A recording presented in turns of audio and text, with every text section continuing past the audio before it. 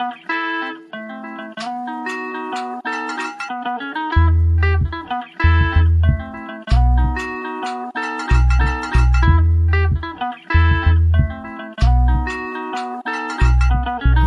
the podcast, hablemos de lo nuevo. For the G's, by the G's, que pasa en el terreno.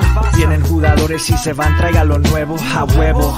Doesn't matter where you from. Salvador, Mexico, Honduras, Nicaragua. Todo mi latino, come and listen for an hour. TikTok, que traemos lo que quiere. Todo lo que pasa dentro y fuera de las redes. Really? You don't know what it is. Reportamos con la lupa what we see at the digs. En las buenas y en las malas yo diré la verdad. Si cometen un error o tienen habilidad, la calidad del rival cuando viene a jugar. Facts. Yo no me muerdo la lengua. Got love for the crest in the city I came from. Los campeones de campeones y con copas mi race. No empezamos el programa, soy la voz de LA One. Soy la voz de LA One. Love. Yeah.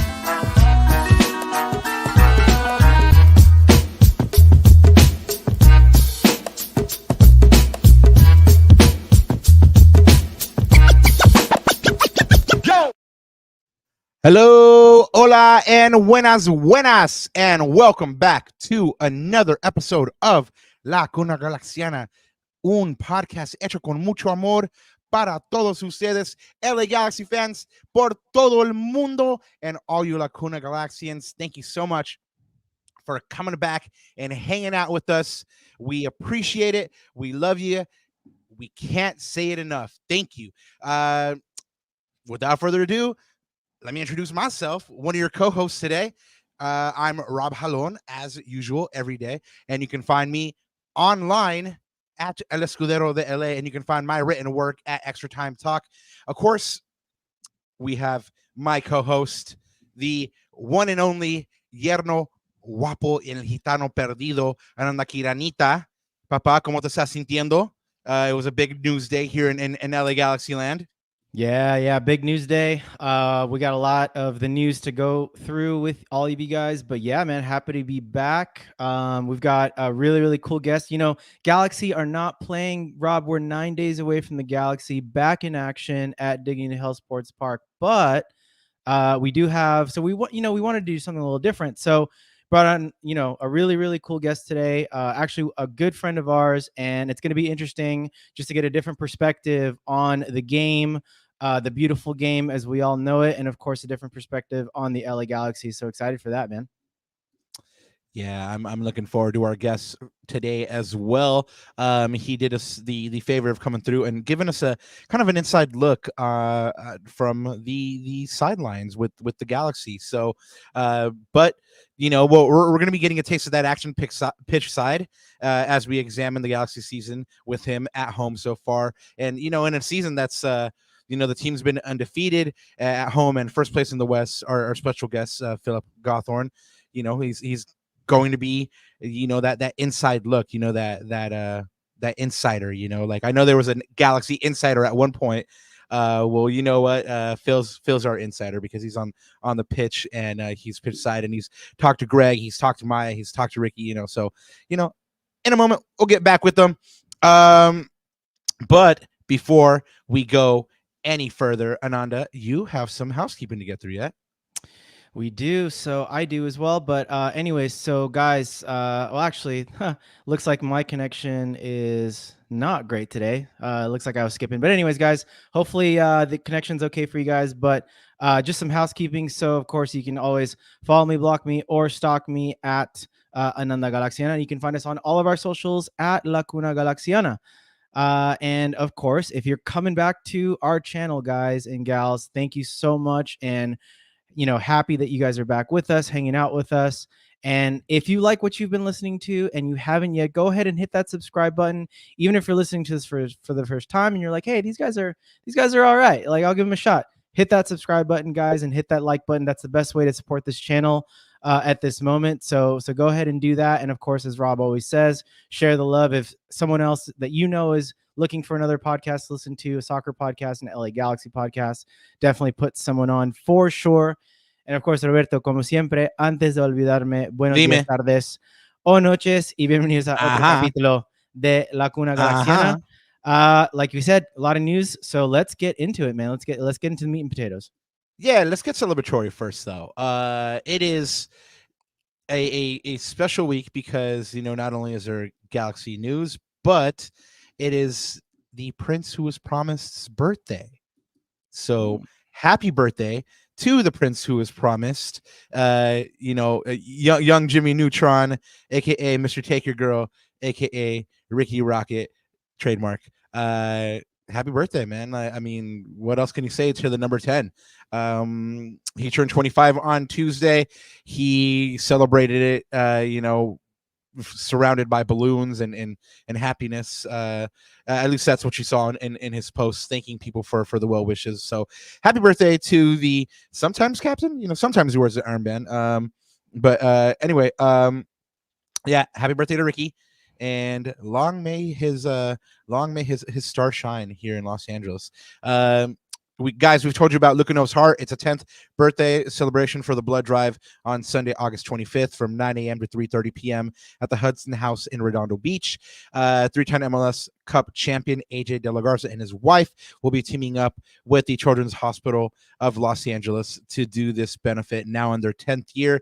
Of course, guys, if you don't know, AJ and his wife lost their son to hypoplastic left heart syndrome just a couple weeks after he was born. So this is a project that's dear to their heart. If you can support him, go ahead and do so. That's Lucanov's Heart's 10th birthday celebration, the blood drive. Keeping with former G's, Julian Aruajo, the Lord of Lompoc, has officially moved to Bournemouth. I was going to say to the Bournemouth Cherries, but they don't really do that over there. That's just, the nickname. But we did tell you about this on the last pod, and that's when it was pretty much certain to be done. Well, now it's 100% done. You see him now in his Cherries uniform. He'll be playing his trade in the Premiership. You'll get to see him against the some of the biggest clubs on earth. Some of the biggest players on earth, and good luck to him. Made in the Galaxy Academy and made in Lompoc. Big thing about this one is, like we did report, the Galaxy do have a sell-on clause for Julian Aruajo, which is 10%, meaning they're going to get 1.1 million or around there from this deal. So all told now, with the deal from selling him to Barcelona and then the sell-on clause, they've made 5.4 million off this deal. I did tweet back and forth with the Podfather Josh Guessman, asking him, if any of this money can get turned into GAM or TAM or Wham Bam Thank You Ma'am, and the Galaxy can use some funny money to sign. But he said, nah, not on this one, because this was pre-done, so this one doesn't I guess fall under those deals, But anyway, yes, the Galaxy made 5.4 million off of this deal. What do you think about this in retrospect, Ananda? 5.4 million.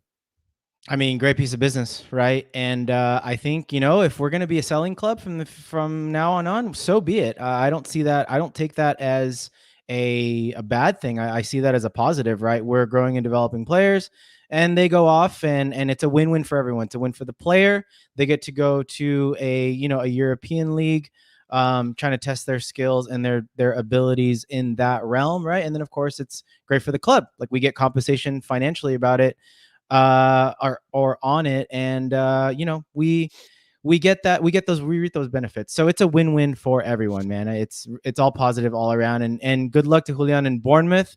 I think his skill set honestly suits the Premier League, man. He's very fast, athletic, physical. It'll be fun to watch him for sure.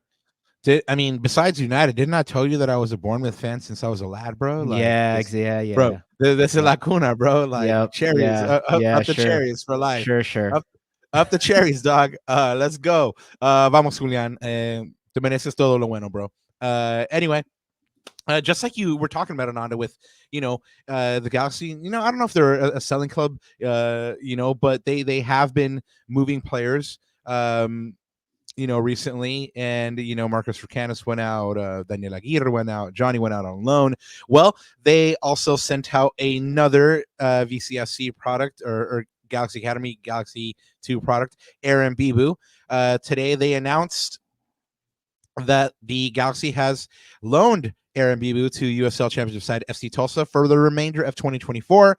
The 19-year-old had 12 goal contributions, 8 goals and 4 assists, and 20 appearances for VCFC during 2024. And Ananda, this is another one of those ones where he was getting some playing time, but for his development, I think you really just gotta send him to a league where I think he's going to get closer to what he'll see in MLS, which is right now the USL. It's no secret that the USL is a little bit of a higher competition than MLS Next Pro, and that's I think the Galaxy's thinking here, get him some playing time against some quality opposition, maybe getting him ready for next year. So good luck to Aaron Bibout. Ananda, we saw him in the CVI. What'd you think? I mean, he's got a lot of physical attributes, right? He's especially for a striker, something that we don't have. Height. Yep, can't teach height and physicality and speed as well. I mean, he's got deceptive pace, I think, for a big guy. He reminds me a lot. I don't know if you liken to this, Robert, but he reminds me a lot of Sam Adeniran. He's got those physical qualities. He's got that. Yeah. He's got that potential, right? But again, this is a great time for him to develop. He needs to. I think the league that he's going to is a bit more. I'll just say this: like more grown men play there. He's gonna face a lot of professional athletes, right? Professionals, not just young kids, in an academy sort of type of situation. So I think this is a positive move for him, and it'll give him a chance. Ananda here. Oh, so guys, you're back. Yeah, sorry, man. Just internet issues are killing me today. It's all good, man. You're worth waiting on. So you were saying that he's going to face more grown men in USL. Yeah, that's right. And I think it's a good place for him to develop his skill set. I think in that context, facing grown men, right, and physical, like really, really professional, physical. I wouldn't say older, but just more developed seasoned center backs, right? More savvy veterans. So it'll be good for him. Yeah, well, MLS Next Pro is much a development league, and USL Championship is, the alternative to MLS, and you'll have like some journeyman players there that have played, in MLS, and like you said, grown men that have, maybe fallen out of MLS or never really made the jump to MLS, and that was their level, but they're still professionals, like you said, grown men. I like the term. Really quick, stop the presses. GCam says, I have a Raquinho and Tops now card I want to give these dudes. Very rare, maybe at the next game. And then says, sorry, Raquinho and Gabriel Peck, Tops now cards I can't ride today. It's okay. We forgive you. I call Raquinho. Ananda can have Gabriel Pecky. Raquinho, you made my life right now. Thank you. GCam, thank you so much. You know what? I don't know if I've told you guys yet, but I actually won't be at the next game. I'm leaving for the motherland tomorrow night, so I won't be at the next game, unfortunately, which is on the 24th. So I'll see you guys at the next home game after that. But you know what? If you want to give them to Ananda, I'll love you forever. I already do, but you know what? Give me Raquinho and put a smile on my face, man. Jeez, I'm putty in your hands. Since people are trickling into the chat, let me just take the opportunity to say, what up, Tony? What up, GCam? We have the Capitano. Ant, what up, Capitano? Thank you guys so much for being in the chat today. We appreciate it. We are getting to our special guest here in a moment. Keeping it moving here on shoutouts and announcements. Guys, I'm sorry if you thought you were done spending money on LA Galaxy merchandise. Hashtag rich Galaxy fans, because they're dropping more merch. When they said that they were dropping 60 plus pieces, they were not lying. I think it takes it up to more than 60 plus pieces now. I think we might be approaching like 70 because they just dropped a collection with 10 new pieces, a collaboration with Mitchell and Ness dropping in August, in September. The first couple of pieces are these hats that we were able to, put up on this slide here for you. I personally like the trucker dad hat one. That one's pretty baller. Kobe Cosmo's in the background complaining because I didn't bring him back on the show today, Ananda. But you know what? This is our show. He gets to be on the next one, or when another special guest, another furry friend comes to visit us. But yeah, guys, this is pretty incredible because the Galaxy went from, you know, dropping a couple pieces here or there ad hoc to doing a massive drop over the last couple months, 70 plus pieces. Ananda, do you have a favorite out of all the pieces you've seen so far? Oh, and then man. chat drop us what you think is the best piece out of all of them. I personally like the Letterman jacket. Yeah, the Letterman jacket is pretty fire. It's hard to choose one, man. I mean, even like this kit that I'm wearing, just everything, bro. Like it's been just not only the official pieces, man, but just everything that's going on in the G community. I think back of our visit to the blue, white, and gold pop-up, you know, all the stuff that FU is doing, all the stuff that 1-2 is doing. I mean, all the stuff that Silence. Yeah, exactly. Move in Silence, that his name was escaping me for a second. Yeah, exactly. All those creators, man. Just shout out to everyone. And like Robert said, not good for our wallets, but great for the fanfare. Yeah, man. I mean, it's yeah. Someone said the other day that the Letterman jacket is going to be like a collector's piece. Like, you know, 10 years down the line, you'll see that Letterman jacket on eBay or something like that for like $2,000, $3,000, and people will pay that because it's fire. I mean, all the pieces are fire. So again, going poor. Thankfully, the Prime Minister of Finance in the Jalón household has laid down the law, or else I'd just be homeless because I would spend all my money on Galaxy gear. But yeah, like I said, the Minister of Finance keeps me honest. But yeah, watch out for these drops, guys. There's more stuff coming out. And as if that weren't enough, the Galaxy are also throwing events. The Galactic Carnival is the exclusive celebration for season ticket members. It's the second annual. Last year, they had carnival-like games with prizes, first-team players, access to indoor soccer, food, autographs, you name it, it was there. This one goes down on Sunday, August 25th from 2 p.m. To 6 p.m. at the Digs. You have to RSVP by tomorrow if you're a season ticket member. So if you're a season ticket member and you don't RSVP, you're missing out. Go ahead and do so by tomorrow to secure your spot. And of course, real quick shout out. We'll mention this one as it gets closer. The Galaxy are also throwing the first ever Galactic Fiesta. This one is an event with lowriders, music, food, first team players, chance to take pictures with the MLS Cup. I mean, guys, gear, events. I mean, the guys are doing it up right now. They're trying to. Are you not entertained? I know I am. And then of course, for the first game back at home on August 24th against Atlanta, the Galaxy are bringing back the pups. That's right, the pups are back at the pitch.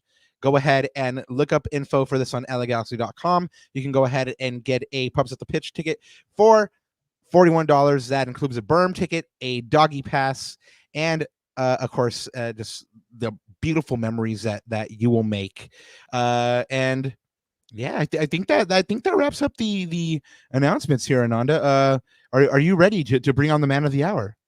Well, he is not backstage yet, so we'll give him a second to jump on. Oh, so, man of the hour.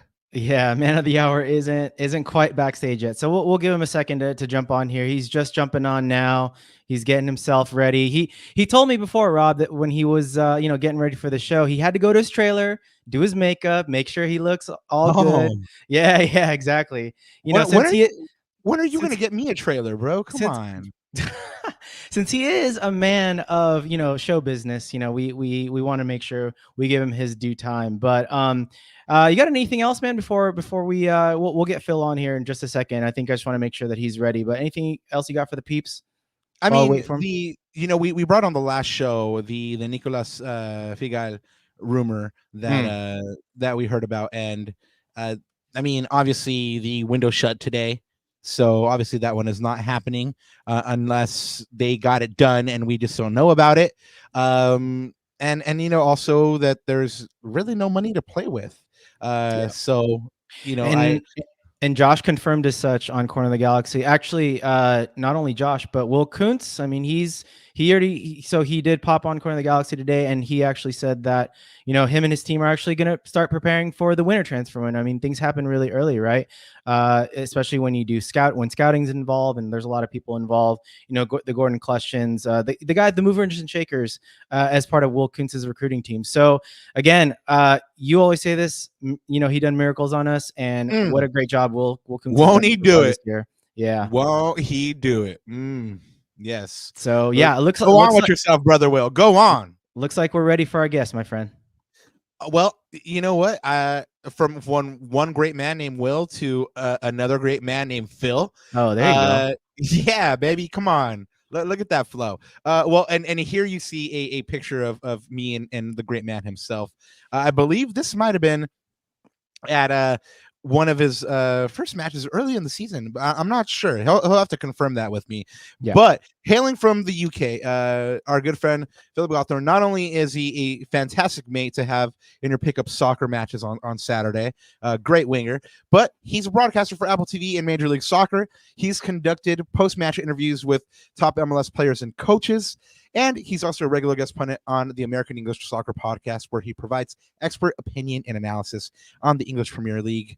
And then, fun fact, y'all, he also had a professional trial with the LA Galaxy when he still laced up his boots as a pro. But without further ado, let us bring you the one, the only Philip Gawthorne. How are you, brother? Hey, guys. My goodness. How am I supposed to possibly integrate with such a terribly kind, but all of this pomp and hype? The only thing that this pod was missing, Phil, was a English accent. So that's really why we invited you on. But it need a little spice. Well, thank you, guys. I really appreciate the opportunity to come here and chat with you about MLS and about the Galaxy, and this is going to be fun. So yeah, I'm very grateful to be here. Thanks. Totally. You know what gave me the inspiration for your intro was picturing a couple of weeks ago when you got the ball on the left side, and you basically took it from like midfield all the way down the left wing to score with the outside of your right boot.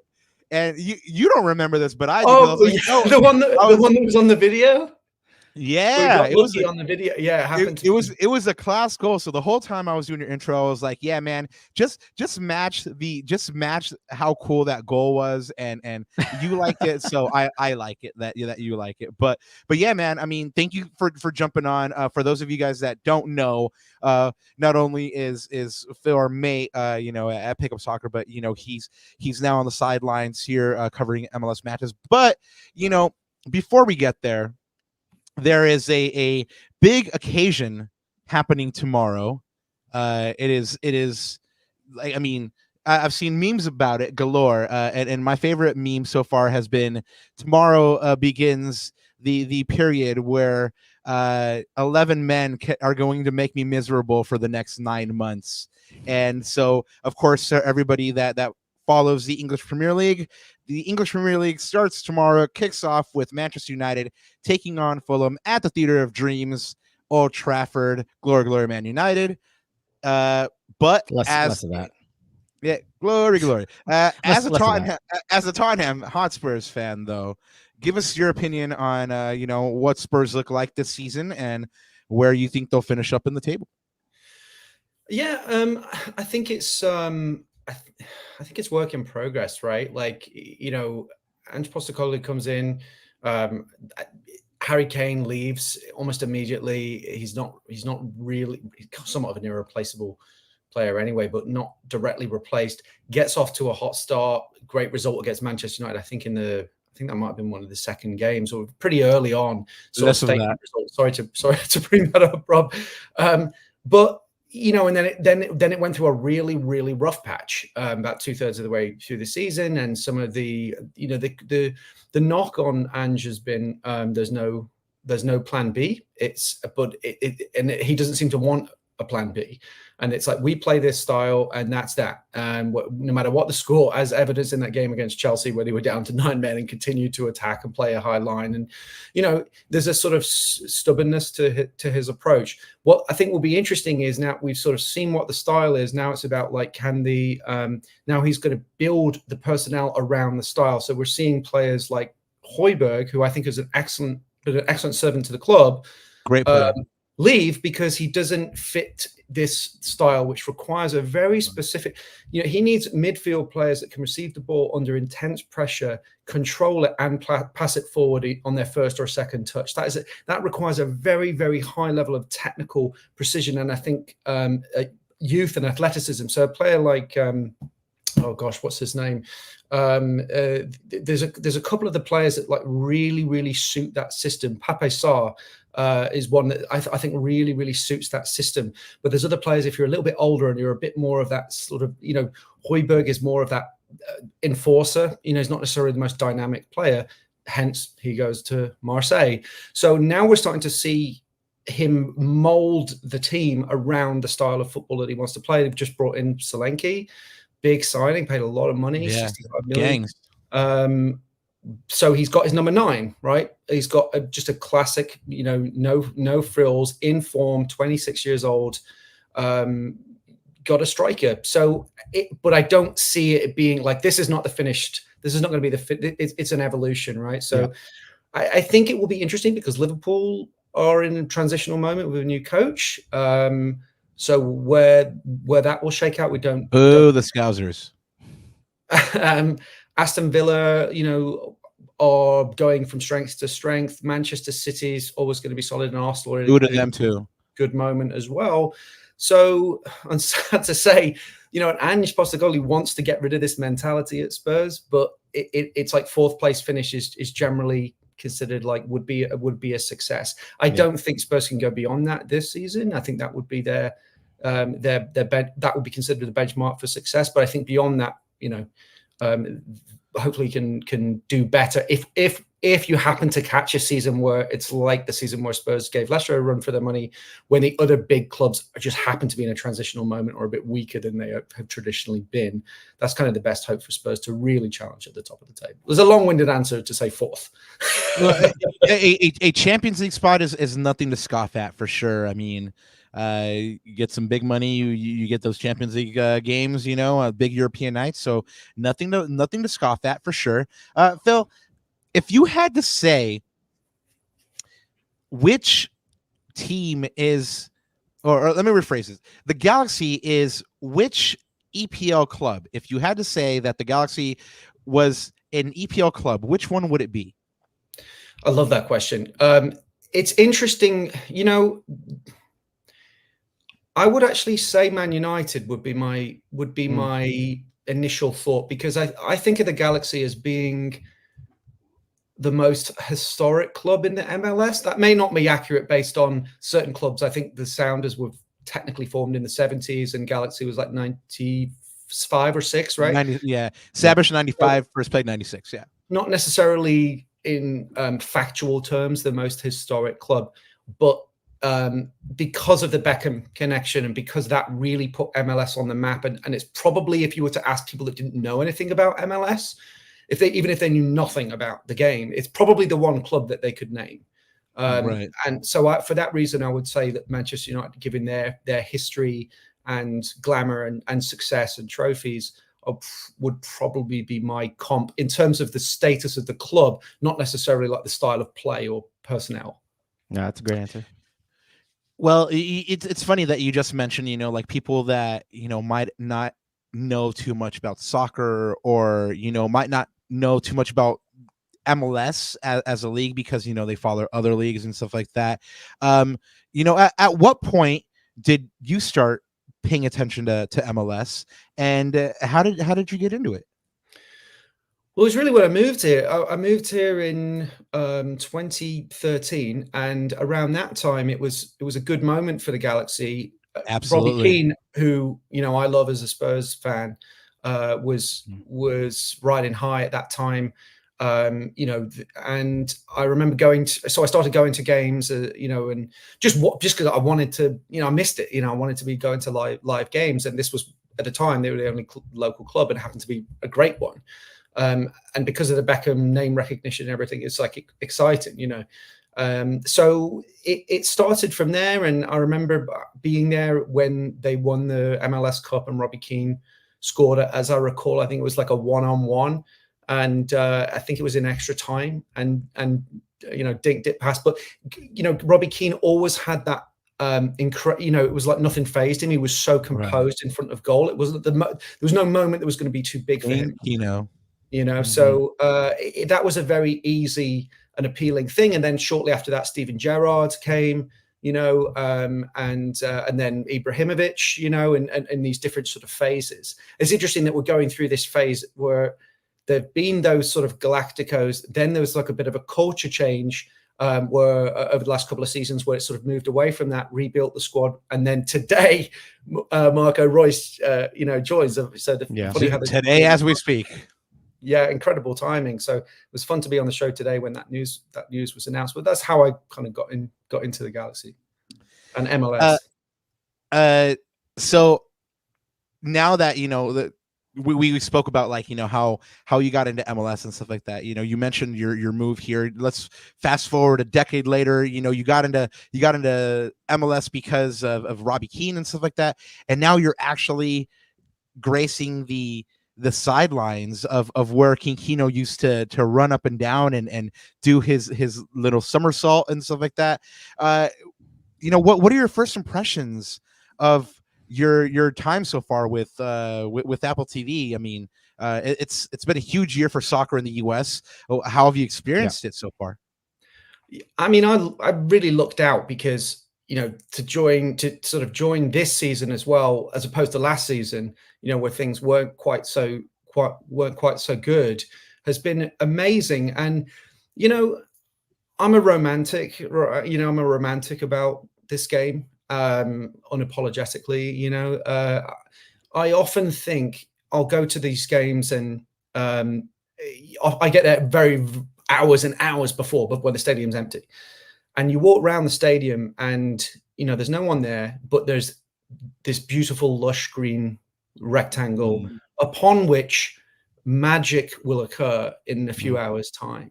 And it's sort of like, it's like a soul waiting to be born. It's like this sacred space upon which, these magicians will strut their stuff. And there's a sort of electricity to that I never want to get numb to, that I never want to get inured to. Right. So I still kind of tap into that. And I remember, Rob, one time you mentioned this once on the show, and it was a lovely turn of phrase that I sort of put in my heart, where you said, like, the great thing about this game is that we all get to be 5 years old again. I can't claim credit for that one. That was shout out Mo Football. Mo. Yeah, Mo Football. I mean, he said that, and I just loved it because you're right. I mean, you pull up, a couple hours before when there's no one there. I usually pull up, when the crowd is starting to build, and I get to see the anticipation on people's faces, and that's lovely, right? I said at the top of the show, the premiership is starting, and these 11 men are going to make me miserable for the next 9 months, but they're also going to take me to heights of elation that I've never known before. So it's like, there's going to be these moments where somebody's going to pull out an amazing play, and it's going to be like, wow, this is why I watched this game. And I know it's the same for Ananda with Arsenal. Long suffering Arsenal fans, looking for that trophy. Who knows, they might get it this year. I know the same. It's for you, Phil.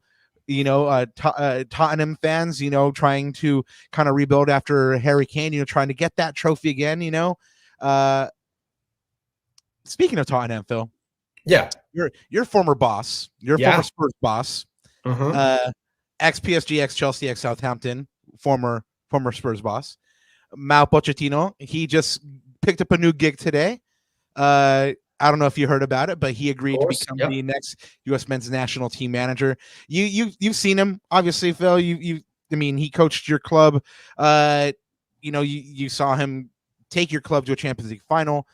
Where is he going to take the U.S. with this position? I mean, is this a big get for the U.S. men's national team? I think it is. I think it's a really, really significant upgrade. If you think about it, if Manchester United hadn't decided to double down on Erik ten Hag, Pochettino would be a leading candidate for that job. He would be a leading candidate for a number of top European clubs. And this is, I think, the first time I would say that the US men's national team have got a coach that is this current, that is this relevant.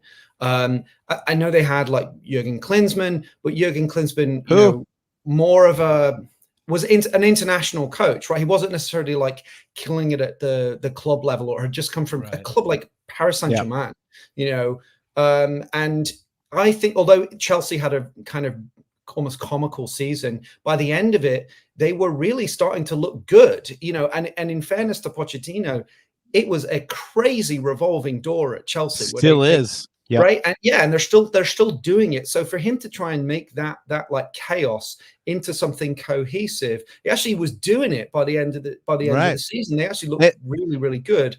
They had the fourth best record in the second half of the season. Yeah, so clearly he is a great coach. And I think one of the things that people say a lot about Pochettino is his ability to work with young talent. And that was something that you really saw at Spurs. So I think he, and it seemed like in the last tournament, I'm not an expert on the US men's national team, but there was more of a shift towards youth. And if that is going to be the policy moving forward, then I don't think you can go wrong with Pochettino. I think he gives you, what I would say is, can you win the World Cup? I don't know, but he'll give you a shot. Like he could certainly get you into the quarterfinals. He could get you into the semifinals. And look what happened with Spurs. It's like, if you can compete and get to the quarters, you're in. If you get the rub of the green and you get a bit of luck, you never know how far it can go. Yeah. Especially if Mbappe gets injured or, things like that, or you just like the other big teams that will be competing happen to have something happen. You never know. He'll give you a shot. And I think he is, I think US fans should be pretty, I would not pour cold water on this or be a naysayer whatsoever. I think it's a really exciting appointment. Yeah, and tactically too, we're going to introduce now a more expansive style of football, and that's something that U.S. men's national team fans, Phil, have been poo-pooing, right? How sort of negative your Berhalters, our previous managers, have been on the national team front. It'll be interesting to see how that style of play relates or translates from the club level now to the international level. But as you said, it gives us more than a puncher shot. I mean, now we're neck and neck in terms of name recognition and coaching ability, right? With some of the best coaches in the world. And I think to your point, his situations at Chelsea and especially at PSG, I mean, our good friend Anthony in the chat can probably attest to this, that anything that goes through PSG, you're kind of ruining your career at that place, right? Because they just can't pull it together in terms of the front office and the team and everything. So I think it's a really, really positive hire for the US team. Well, to your point as well about positivity, I read Pochettino's book, which is a wonderful book. It's called Brave New World. And the reason it's called that is because that was his philosophy, is like bravery. Be brave on the pitch, be positive. And I can see it being a great mingling of minds. And I can see American fans who are going to respond to that kind of, I don't think American fans are expecting to win the World Cup necessarily, if you actually really follow the team, but that he will make you proud and you'll have a real belief. I think it's great. Yeah, I mean, when I look at Pochettino, I look at a guy that can give you that belief, that can walk into the locker room before that quarterfinal or semifinal and give you that Al Pacino any given Sunday speech, or the speech from Miracle, or the speech from ID4 before they fight the aliens, which would be my preference personally. But I think that's what you're getting with Pochettino, aside from like you said, Phil, the development and stuff like that. It'll be interesting to see what he does with this team. Good luck to Mauricio Pochettino, and congratulations to Matt Crocker for making the signing. I mean, I was hating on him hard when he brought Berhalter back, but you know what? This is inspired. So congratulations to both of them, and good luck to both of them. Good luck, U.S. men's national team, bringing it back domestically here to the domestic game. Something we've already mentioned, guys. I mean, this is the big news of the day in Galaxy Land.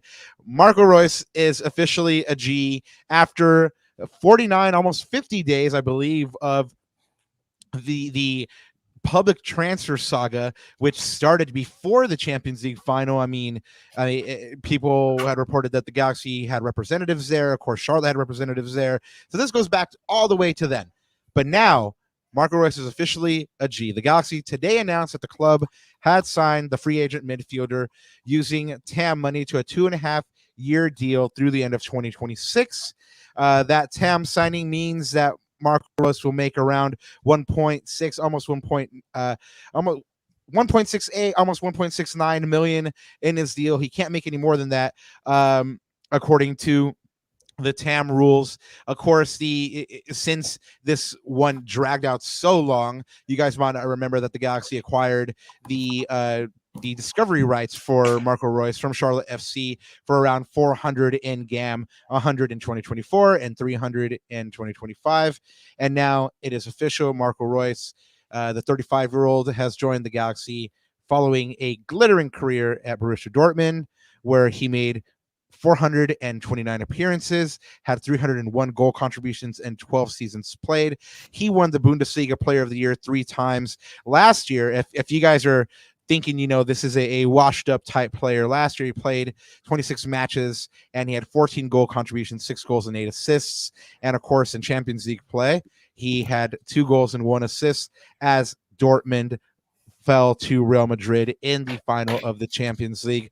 This is the kind of player that you're getting in Marco Reus, according to Will Kuntz. He says, and I quote, "Marco Reus is a world-class player who's excelled at the highest level of sport, including playing in 2 Champions League finals for Borussia Dortmund and in the FIFA World Cup with the German national team. For Marco, a 2-time Bundesliga Footballer of the Year, to join the Galaxy after playing his entire career in Germany is a testament to the project we are continuing to build at the club. We look forward to Marco's contributions to the Galaxy as we enter the final stretch of the 2024 MLS season and beyond." Guys, of course, with him coming over from Germany, he's going to occupy an international roster spot, and he will be available for the Galaxy pending receipt of his P1 visa. Formerly, that under the previous regime, that was, that meant he might make his debut next year or next month. Who knows? But the Galaxy have actually been really, really good about getting these international players in. So, Phil, now that the very, very public transfer saga that's lasted for about 2 months and a half is done, this wonderful, charismatic, technical German champion has joined the Galaxy. What are your thoughts on this signing? And not just for the Galaxy, but for the league. I mean, yeah, it's very exciting. One of the things that look, this is great. Like, he is a great player. He's current, he's relevant. He's just going to, I can't wait to watch this guy play. But at the same time, there's part of me that's like, this wasn't the problem with this team, right? The team is overloaded, overflowing with attacking talent. And don't get me wrong, I'm all for it. Like, did LAFC need Olivier Giroud? Not necessarily as like a tactical decision, but it definitely elevates your team, right? But it's interesting that they've chosen to sign him versus, say, Sergio Ramos, right? Someone that could clean up the problems that they have at the back and defending set pieces. Because the one thing that Galaxy don't have a problem with are like exciting, dynamic wingers and goal scoring, especially at home.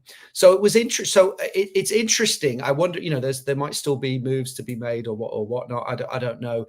And I would never, I wouldn't this club know what they're doing. The front office, the coach, they know what they're doing, and there are reasons behind things. But that is just something that I was thinking about today, especially when you look at what happened at Seattle, because the goal scoring and the forward line is spectacular as it is.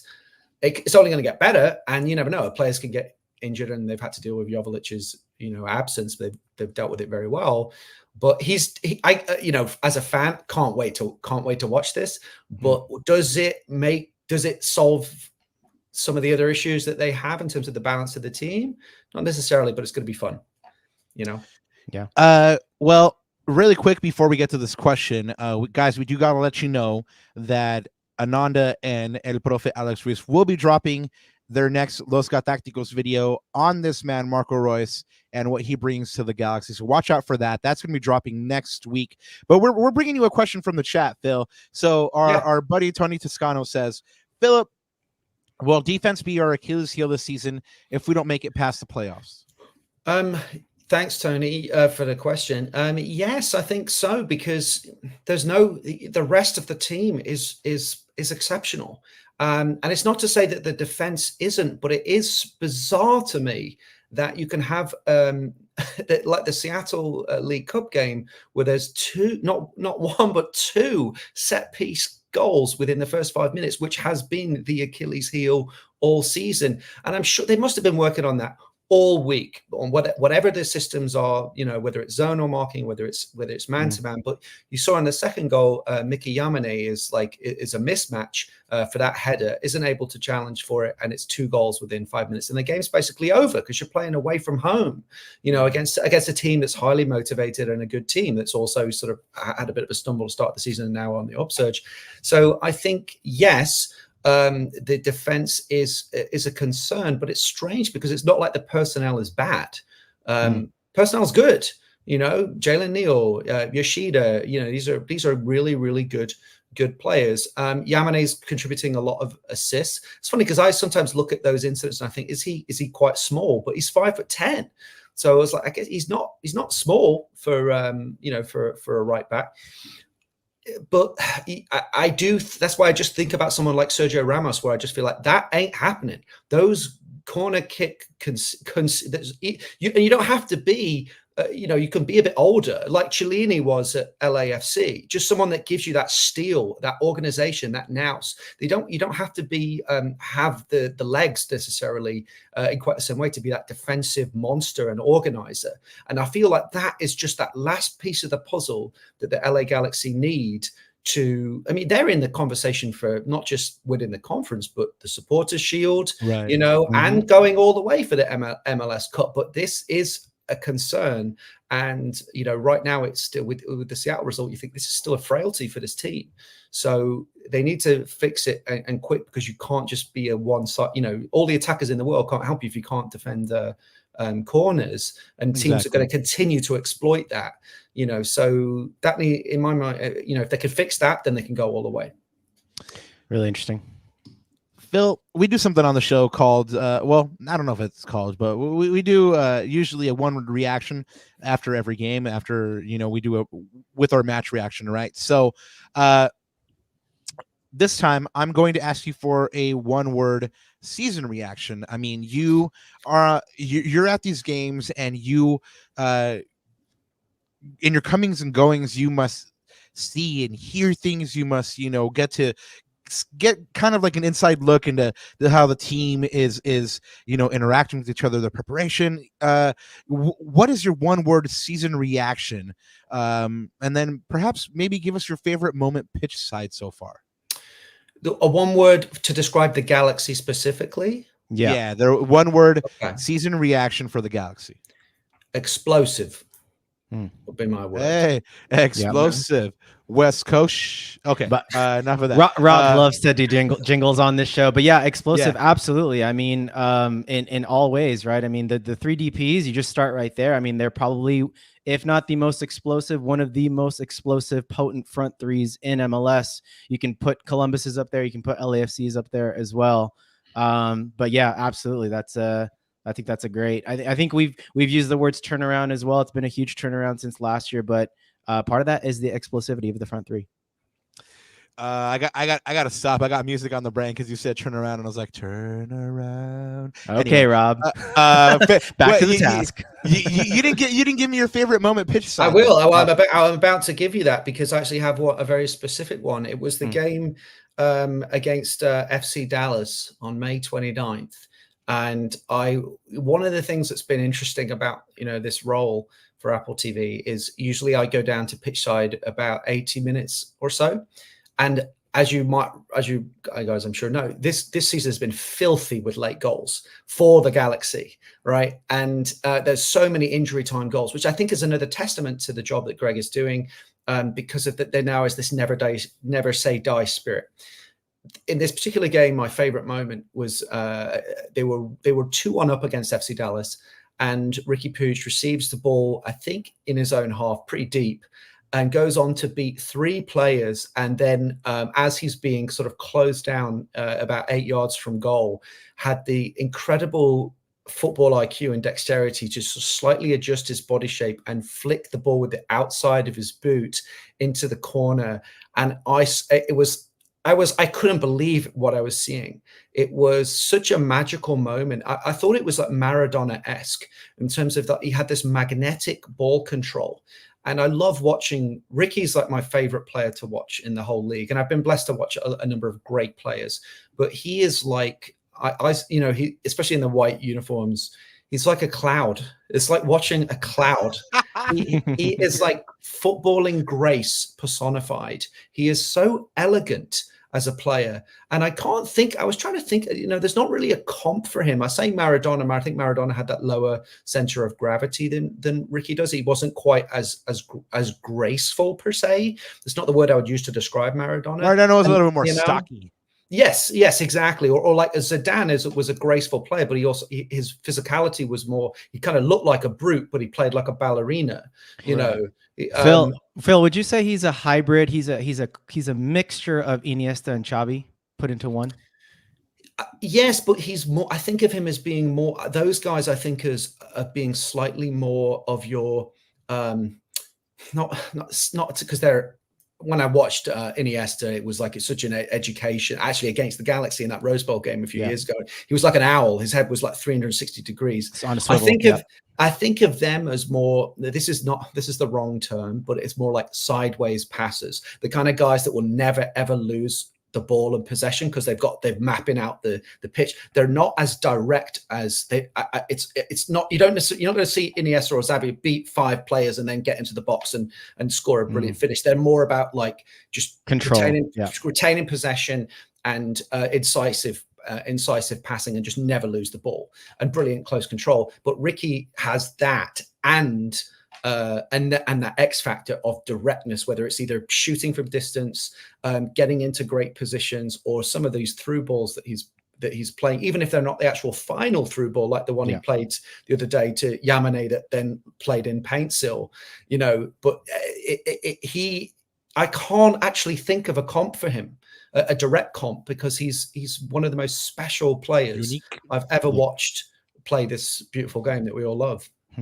Well, Phil, you told us that he's your favorite player that you've been blessed to cover here in MLS, and to watch. But give us your thoughts on this team that Will Kuntz has been able to put together, and is for you Riqui the talisman, or if not, who might it be?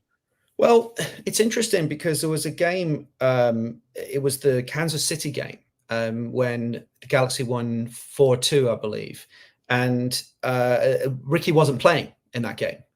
And I interviewed Greg Vanney after that game, because that was a question that I was asked to ask by the studio directors in New York, which was like, I remember feeling slightly awkward about it, because it was like, well, they've just pulled off this great result. I don't want my first question to be, tell us about the player that wasn't here. Tell us about the player that wasn't playing. I sort of wanted to phrase it in a way that was sufficiently respectful to the players that were on the field. But it was asking that question. How important was it to get this victory without your sort of talisman, as you're saying. So I think it's tricky, because it's like he is the talisman, but at the same time, he's not. The team can still be exceptional and explosive without him, and I think that result was important. I know Sporting Kansas City are not necessarily were the most tough opponents. They've had a rough season, but nonetheless, because they have so much firepower with Paintsil, with Peck, and when Joveljic was playing, he was off to such a hot start, and now you've got Reus as well. I think it's a brilliant position, because it's sort of like the team can adapt to his absence, if he injury, suspension, whatever. But at the same time, there's no denying that he is. It reminds me of when I used to watch. Actually, this is again, it's not the perfect comp, but Luka Modric was a bit like this. Luka Modric, you would watch him play, and it was like a puppeteer that was he literally controlled the midfield. You would just see he was pulling all of the strings. It all ran through him. He was like the engine of the team, and had just incredible vision and finesse and touch and grace. Slightly, I think Riqui is slightly different because he's more direct, more attacking.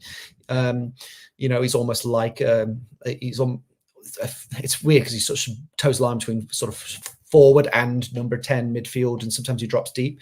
But yeah, he's just he's a really, really special player. To just watch him play is really, really sumptuous experience as a football fan. Sumptuous. That might be my other word I should have said. I mean, I love that word, sumptuous. You were just talking about how you asked Greg in the interview that question, and so you've had the opportunity to speak to Greg, as well as Wilfred Nancy, who's another top coach in MLS. But what are you seeing from Greg on the sidelines? What do you see as his strengths, and how do you think he compares to other top coaches in MLS? I think he's he's aggressive and passionate in the best possible way. You saw one of the things you see a lot on the sidelines is how that, I just saw it with Phil Neville was never off the officials' backs on that in that Portland game. The entire game is so loud, bro. And you could hear him up in the press box, and we were just like, dang, Phil. Because I wondered, depending on what the result would be, whether I'd end up interviewing Phil Neville, who's quite fiery. I think Greg is has that great. He played for this team as well. It really means something to him, and he's an inspiring. There's a robustness to him, and there's a robustness to that how he's instilled that quality into the team, and you see that with these late goals where they will keep chasing, and suddenly Miguel Berry pops in, and it comes off his studs, and he slides in, and and he worked hard to get that goal, and it's like his own personality, which is like tough, passionate, aggressive, but in control aggression. It feels like it's made manifest in this team. At the same time, there's also incredible style and beauty to the type of football that's being played. But there is that grit. I just feel it's missing that one piece, that extra sort of almost that little bit of nastiness that you sometimes need, like that, as I say, like a Chiellini, like a Ramos, that type of just slight edge. Or Spurs have it a little bit with Christian Romero, for example. He that just slightly nasty edge that you kind of need, that's on the edge, but that make you want that player that's like you're afraid to be tackled by this guy, you're afraid to challenge a corner, because you're gonna come off worse. I just feel like if they had that, they've got the full package. Yeah, I mean, speaking of you rattled off some sort of nasty, gritty, but really leaders in the back line. We talked about Ramos. You just talked about Christian Romero right there for Spurs. You've actually had the pleasure of also, speaking of that, interviewing one of those guys on the Galaxy, and that is Mr. Maya Yoshida there. You could see on the sidelines. I mean, he is the captain of the LA Galaxy, Phil. It's interesting that we had that conversation just a moment ago about our center backs, but you had a chance to interact with Maya. I mean, what do you see as, him as the leader of this team? Just talk to us about your impressions of him and how he's spearheading that leadership group within the Galaxy locker room from your view from the sidelines and your interactions with him. Well, it's somewhat limited. My interaction with Maya was actually my first ever interview, which was a funny story because I was supposed to, this was a new thing that happened this season.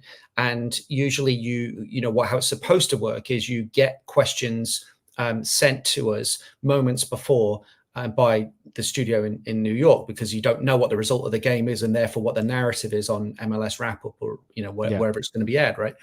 And it so happened that for whatever reason, on my very first day of doing this, the questions didn't come. So I had to come up with something basically off the top of my head that were like three questions in a pretty high pressure situation with a player like that, of that stature. He was a real gentleman. He joked the way I think he conducts himself. He's a very classy, classy guy, international guy, right? Played for Sampdoria, played for Southampton, and now here, and Japanese. Worldly figure, and I think he's an inspiring leader.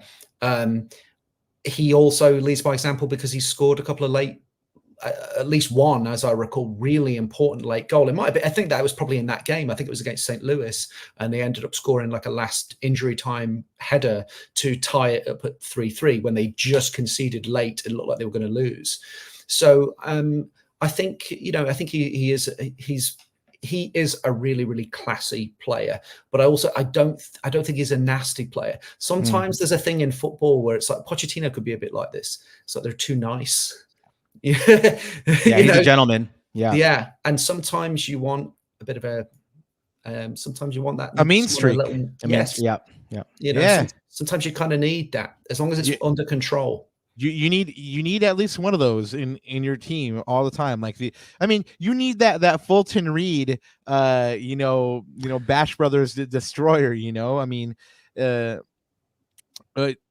Yaya Torre was that for City. When they were starting their big run. I mean, you've had, who was like the prime example in Galaxy, and Dima Kovalenko for sure is like the CDM du jour. I mean, that fool gave everyone chingazos everywhere. So anyway, big Dima. But Phil, let's go ahead and take a look at these standings, because I also want to ask you about the run-in, because we are I know that there are teams still playing in the Leagues Cup, but the Galaxy have a couple more days off, about a week and 2 days off before they get back into the league. So after 26 matches, they are 14-7-5. They're on 49 points, 1 point less than Vanney's best points total. They're still first place in the West and second place in the supporter shield standings. They are 4 points behind leaders Inter Miami. Miami has 1 game in hand. And of course, in the West, they are 2 points ahead of LAFC and 5 points ahead of RSL, with LAFC having 2 games in hand and RSL having 1 game in hand. Looking ahead to this run-in, Phil, you also cover LAFC. Talk about what you're seeing from the noisy neighbors across the hall as compared to the Galaxy. Well, this is one of the reasons why I was really lucky this season, because both of the LA teams, both of which I'm covering in this market, are incredibly strong, and all season it's been these two teams, and RSL were in the mix a lot earlier in the season, but as things have sort of moved towards the end game, it seems like it's the 2 LA teams dominating this conference, and they keep swapping positions at the top of the table there or thereabouts.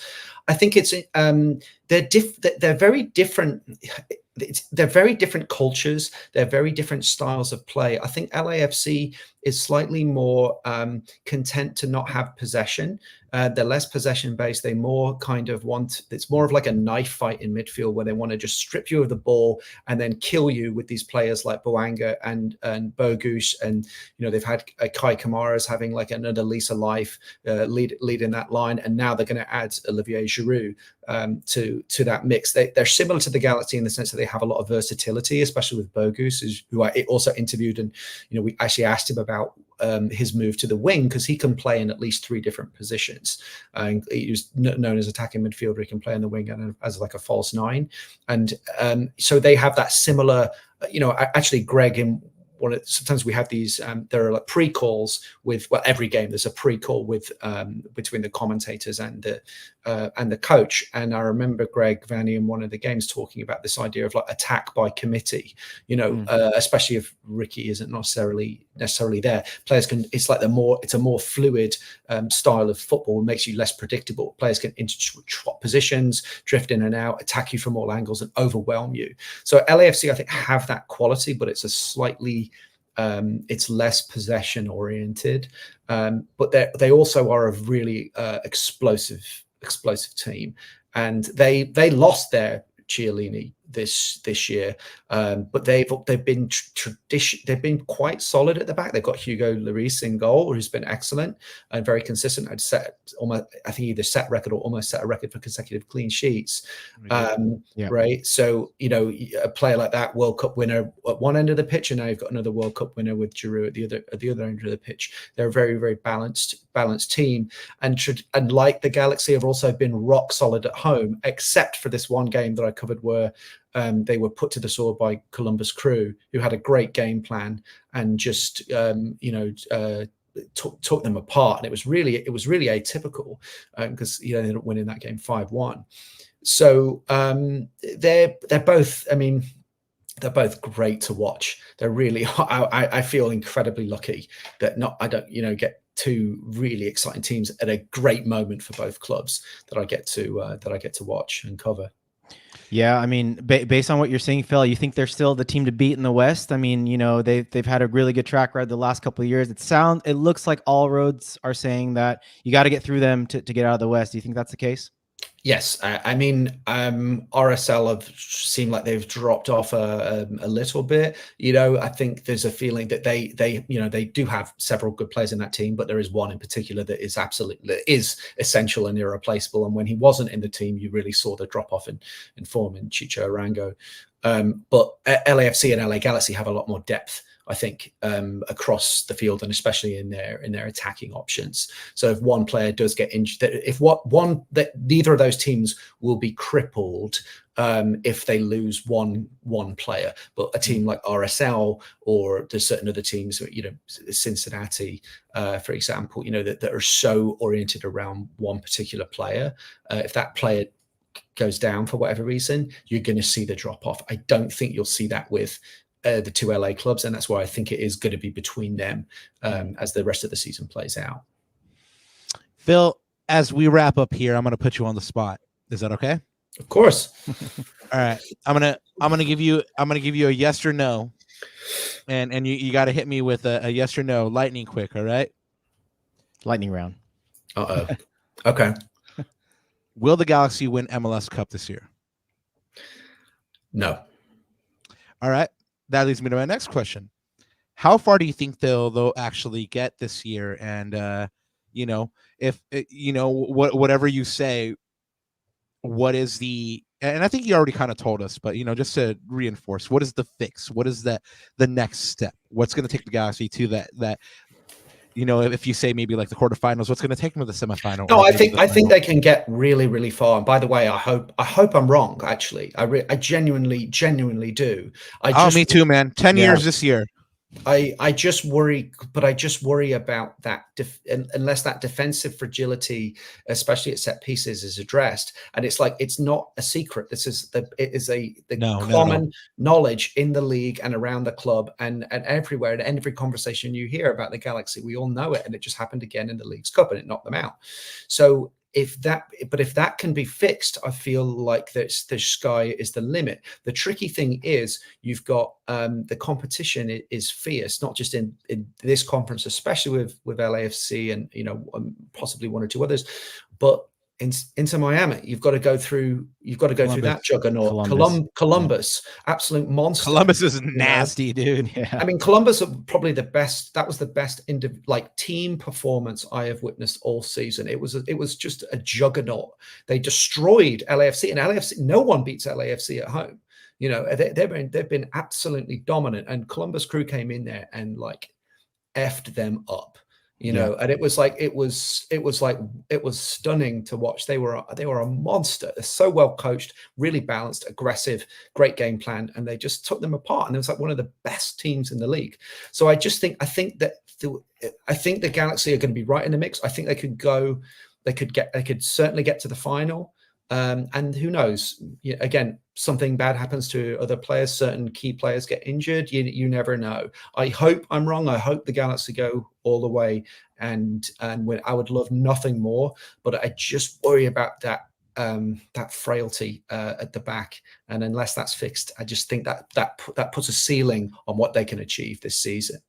Yeah, Phil, we've talked about it on the show. I think it's going to be really important. I don't know if you're working that game or not, but that September 14th game at Dignity Health Sports Park against LAFC, should be a cracker. That should provide us some clues on how does Vanney, we've lost twice to them this year. So tactically, what can he do, to your point, to cover up maybe some of that defensive frailty? One of the things that LAFC feasts on is they are top of the league in tackles won per 90 in the league, and we are sort of bottom tier. We are sort of in the bottom of the league. So I think it's going to be interesting to see, how we counteract that aggressiveness, because we have struggled with that against that this year. So it'll be interesting, man. And I think that game will probably tell us tell you and I and Rob and all of us in You chat. and I. There we go. Even though it's Yeah. part of you got me GCam. Yeah. But that game should tell us a lot in terms of the trajectory and how far the LA Galaxy can go, and if they are able to reach that MLS Cup final. Yes, I think I agree. I mean, there's been two, right? It was one at BMO Stadium, and then the Rose Bowl game. They lost both. The one at BMO was a little bit closer, as I recall, in terms of a contest. But yeah, I think if they can find a game plan that works against LAFC, their toughest rivals in this conference, that will be very, very telling. So, but it's like it's sumptuous. It's sumptuous the rest of the season. Yeah, sumptuous it is. Yeah, no, that's going to be for me probably the match that decides the Western Conference. I mean, whoever loses that match, I think will be giving it up. Basically, it's at that point it's the other teams to lose, so well, Phil, as we get on out of here, please, if you would like, go ahead and share with us where the folk can find you, if you'd like, if if you want to share your socials, but I know they can definitely find you on Apple TV MLS coverage. Well, yeah, I mean, I do. You might sort of, as in that photo, you might see my nose or my chin poking into the shot when I'm shoving a microphone in Greg Vanney's face, but that's about it. They don't put my mug in front of the camera, fortunately. But you can find me. I am involved with the reason that how this all started was because I'm involved with another podcast. I think you mentioned it at the top of the show, called American English, which is a fantastic soccer podcast. It sort of takes all the leagues around the world and everything that's going on, compresses it into one tart cocktail, and it's really, really. I loved being involved with that because it was like you guys. There's this infectious enthusiasm, and it made me suddenly want to go. I need to watch Serie A. I need to see how Pulisic is doing at AC Milan. All of these stories around the world of just the enthusiasm for it was fantastic. And genuinely, just to say for you guys, when I go to the games and I listen to your show as my, to get me in the zone and to give me my homework and education ahead of the game, so to be invited on has been lovely. I also have a podcast that I host that's in a different field, called Die Hard on a Blank, which is because I come from the film and TV world, and I have a show that's all about the influence of Die Hard on action cinema, one action movie at a time. And awesome. Each episode we look at a different action movie that Die Hard has influenced in some way. And we've had some people on from the sports world, like Kyle Brandt from the NFL Network, and did Hard Target, and Sean Fennessy from The Ringer, and some people like that. So it has a little bit of a sports crossover, but it's predominantly a film, fun film analysis and discussion show. So you can find that show, Die Hard on a Blank, anywhere where you get your podcasts. Nice. That sounds super, super rad. Yeah. All you movie buffs, get on it. Get on it. Give them a sub. Yeah, obviously they're just like cornerstone of action flicks. I mean, the one with Samuel L. is like one of my favorite films of all time. So you guys heard it here first. If you guys are looking for good film podcasts, hook up with Phil. He's got you on the influence of the influence of Die Hard on action films. He's got you covered. Phil, thank you so much for coming and hanging out with us. We sincerely appreciate it. Chat, Lacuna Galaxians, Galaxy fans, the Galaxy's back home on August 24th at 7:30 p.m. versus Atlanta United. That'll be their first of their last 8 games. Should be Marco Reus's first match debut, as well as Jalen Neal's 21st birthday. As usual, we'll bring you a preview pod for that on August 22nd at 9 p.m. On Monday, we'll bring you a pre-recorded show with the one and only Sophie Nicolau, the first lady of Galaxy Soccer. She'll be on the show on Monday. Of course, that's a pre-recorded show, as your boy will be back in the motherland. Ananda, Phil, anything else to add before we get on out of here? I just want to say thank you, chat. Man, you guys, this was a fun show. And Phil, thanks for jumping on, man. We knew it'd be a fun time, and it was a sumptuous time to say the least. and can't wait to have you back, man. I'll see you in weekend footy pretty soon. Absolutely. I really appreciate this, guys. Thank you. This was really fun. Thanks a lot. Nah, thank you, man. Chat, the one, the only Philip Gawthorne. Let's give it up for him. I know he can't hear it, but he can feel it. So go ahead and give it up for him. Thank you, Phil. Thank you, chat. And as always, we love you. One thing left to say besides, may Raquinho be with you. Here we go. Jesus.